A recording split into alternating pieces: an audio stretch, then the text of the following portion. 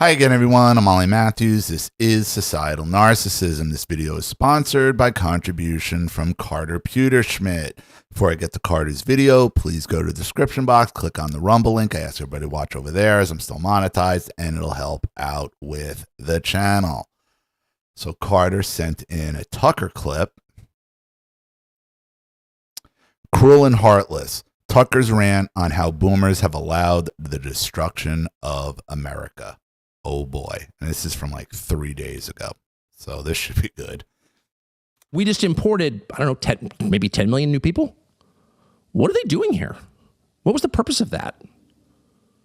How are they living? Well, they're living, of course, on the government. But why? Why did they get here? Why did Biden bring them in? Because they want to burn it all down on the way out. And they're trying to relive the 60s. It's elder Woodstock. That's what you're dealing with. You're dealing with senior Woodstock.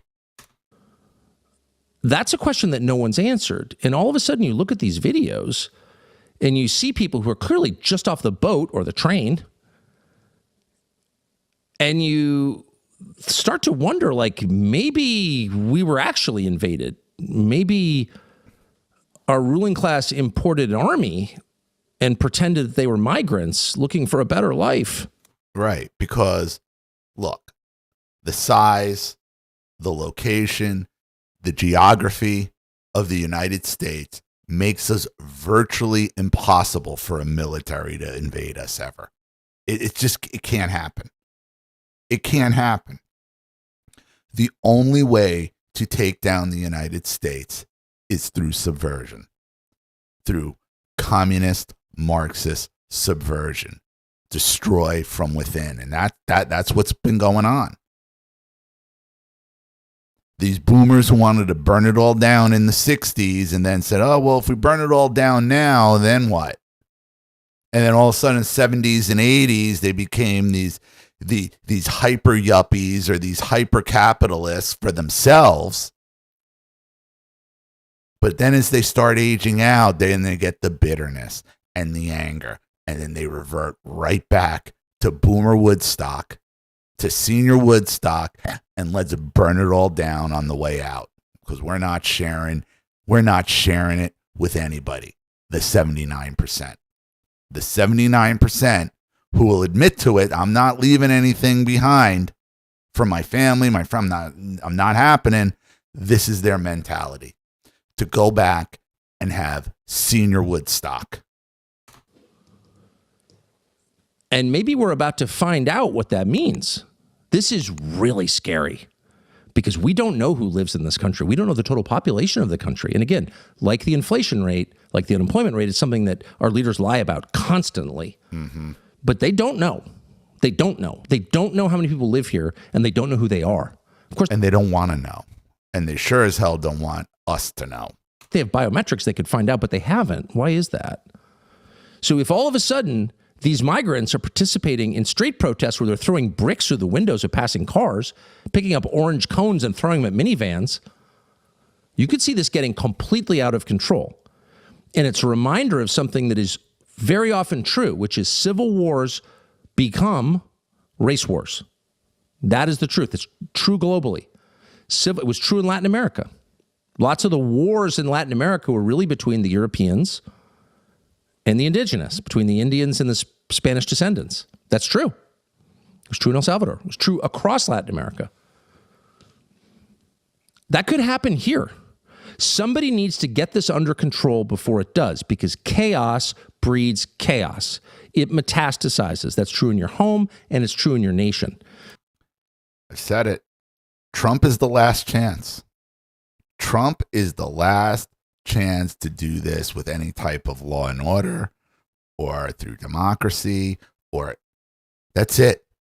If this fails, what's coming after Trump, boy, you're not going to like it. And I've said it a few times. I'll say it again. The fascist figure that you all need to be worried about rising back up is not the Nazis. It's not Hitler. It's General Franco in Spain. Go read about the Spanish Civil War, what was going on with it. It was a full communist takeover. They were burning churches. They were crucifying nuns. They were hanging priests. They were, if you had the opposite of communist beliefs, it was absolute chaos. They disappear you. General Franco is the one you need to be afraid of. So getting this stuff under control now before it becomes uncontrollable, before it becomes impossible to drive to San Diego from Miami, is absolutely essential. And the second thing that would be nice along the way is to stop the degradation of the United States, the true degradation. Now, Portland, Oregon. But that's the point. The degradation is the point. Because they're trying to burn it all down on the way out. That's the whole point of the exercise. Is one of the prettiest cities in the world, by the way. It was. Now it's a byword for sadness and death, drug use, and the homeless. But for a very long time, Portland was considered one of the prettiest places ever, a kind of northern San Francisco. Really, a really pretty place, charming place, nice people. And in the past 20 years, it's become, thanks again to the influence of a very specific class, professional class, decadent whites. Boomers. It has become a hellscape. Boomers. It's true. Under the influence of secular whites, NPR listening liberals who do not get the credit they deserve for their sinister behavior, their death worship. Aging liberal hippie douche. I mean, that's what you're dealing with. Aging liberal hippie douche. It has become the kind of place where no normal person would want to go. And it's sad because it is fundamentally so great. Here's a montage of what Portland looks like. I am smack dab in the middle of a Portland green space. It's like a third world country. Everywhere you look, trash, paraphernalia, rotting food, and even dead animals. This is the reality of the streets. This is symptomatic. I mean, you got to remember, why were the cities so disgusting back in the 80s? New York City, prime example. Why was New York City so dirty and disgusting? Who made it that way? Who used to throw their garbage all over? Who used to just throw bottles and cans and whatever, just cigarettes, just throw it all over the place? Boomers. Boomers did it. Homeless teenager on the streets on meth. For what? I have $2 clear? No, I don't have clear. This is a symptomatic homeless man who's been talking to himself for about 2 hours downtown Portland.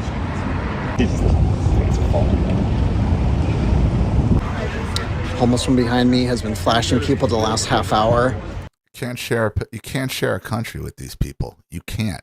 You can't have a society where you let people just live like this on the street.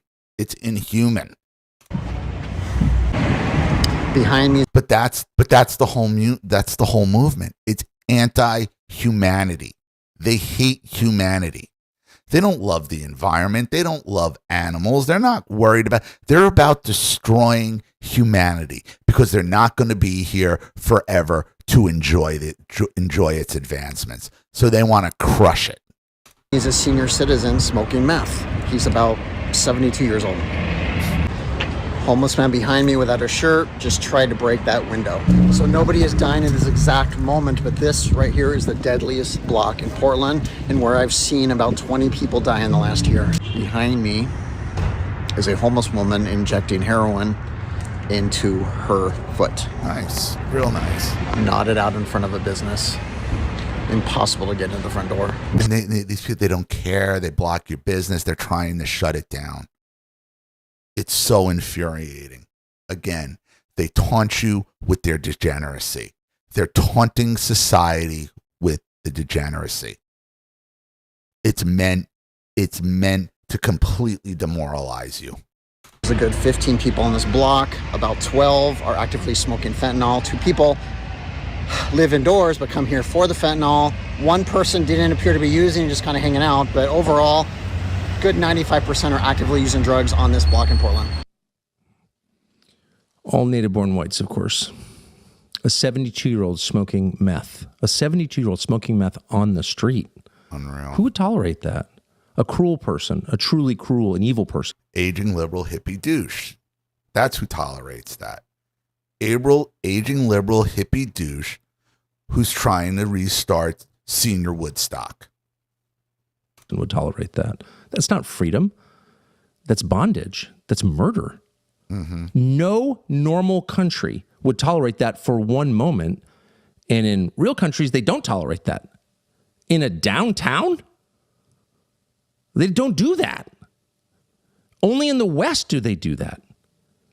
If we keep this up, we will get Mussolini at least because it's so unnatural.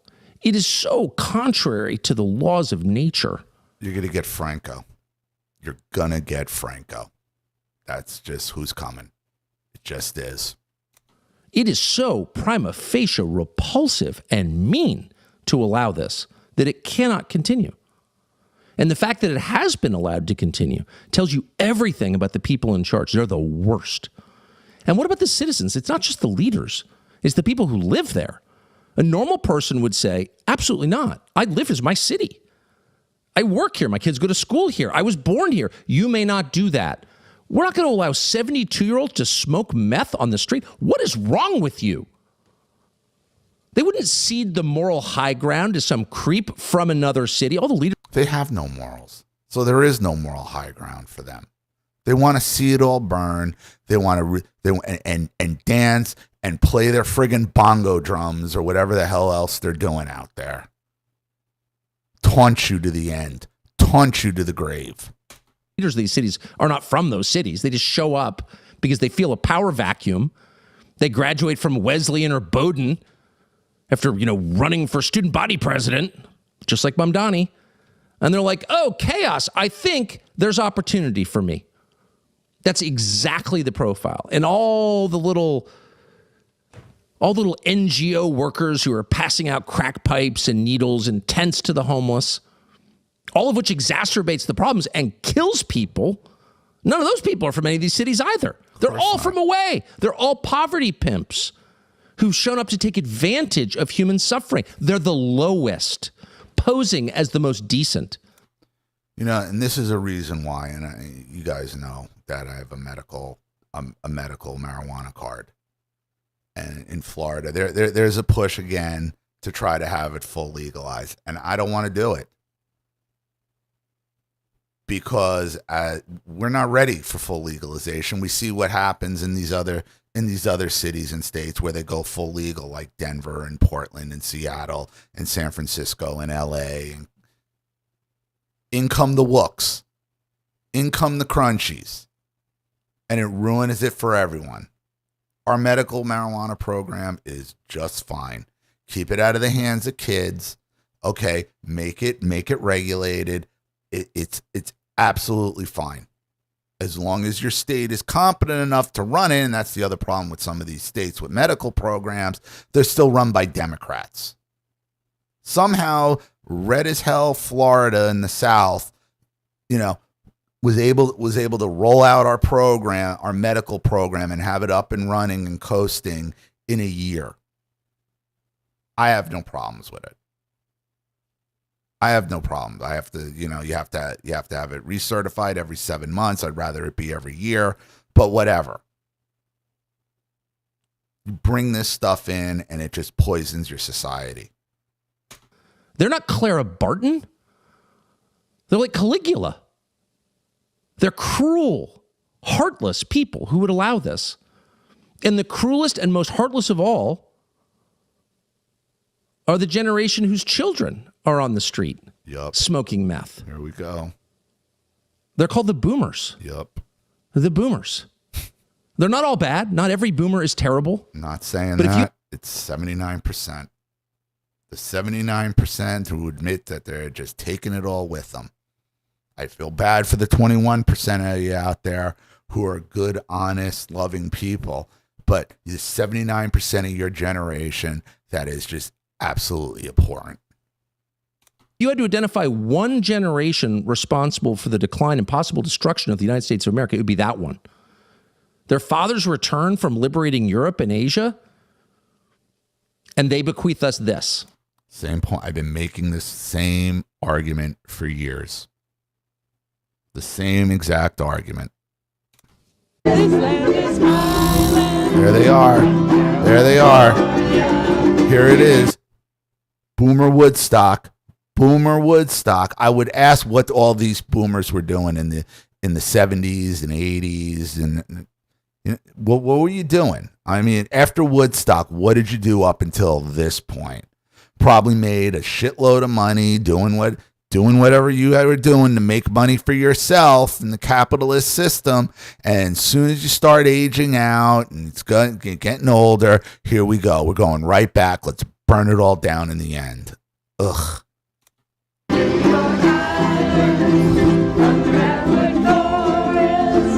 More failed theater kids. Stop creating theater kids. Stop creating theater kids. You want to act, you want to go in the theater, you do it on your own dime. Stop with these theater clubs and drama clubs in junior and senior high school. Stop. Stop giving these kids delusions of grandeur, being instructed by another failed theater kid who's now cosplaying as a teacher. You have to stop creating these theater kids in the first place.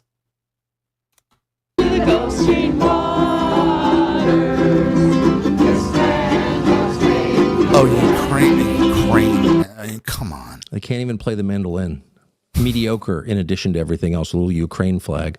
Cliche after cliche after cliche. Not a deep thought. No self-reflection at all. Just self-involvement. That's that generation. NPC think. NPCs. All of them. And if you were there, you would ask them. You wouldn't ask them about ICE or immigrants. You would ask them about the state of their city before the immigrants even got there. Like, why did you allow elderly men to smoke meth on the street? People to die on your sidewalks. They had a dysentery outbreak in Portland, Oregon. They'll never answer it.